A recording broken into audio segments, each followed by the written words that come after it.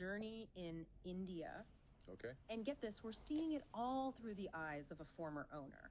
Interesting. This isn't just some dry market analysis. It's personal. That's what makes this deep dive so interesting, right? Right. We're getting an insider's perspective, someone who clearly had a passion for the brand, Yeah.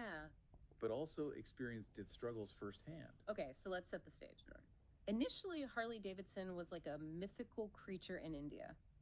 Aspirational, almost untouchable. Yeah. It wasn't just a motorcycle. It was a status symbol. Exactly. Think about it. You're a rider in India, probably working your way up from a Royal Enfield. Right. And suddenly there's this iconic American brand. Yeah.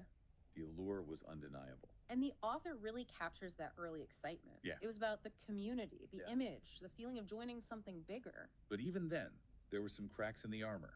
Oh. The author mentions the heat from those air-cooled engines, the low ground clearance. Yeah.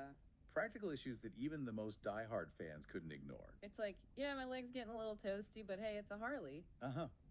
Right. But those early issues are interesting. Yeah.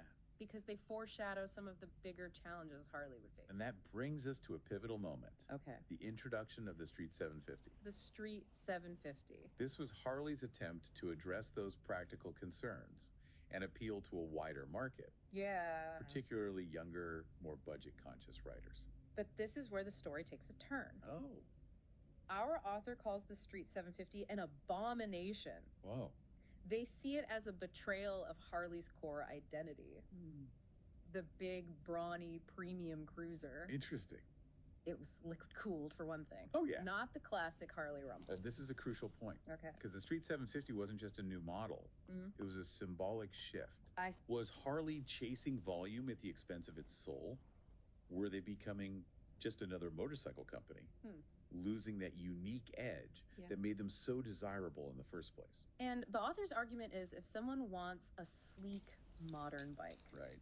they'll go for a Japanese or European brand. Yeah. Not a Harley trying to be something it's not. Makes sense. It almost feels like they lost sight of their strengths. So this begs the question, What's that? what should Harley have done? Yeah, good question. Our author argues that instead of venturing into ADV and sports segments, Okay. with models like the Nightster, Sportster S, Yeah? and Pan America, Which, as they point out, didn't exactly set the sales charts on fire. right, they should have doubled down on their heritage. Okay. Imagine classic models like the Sportster and Dyna reimagined with modern upgrades.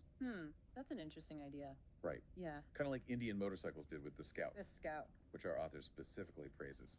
It retained that classic cruiser essence, but brought it into the 21st century.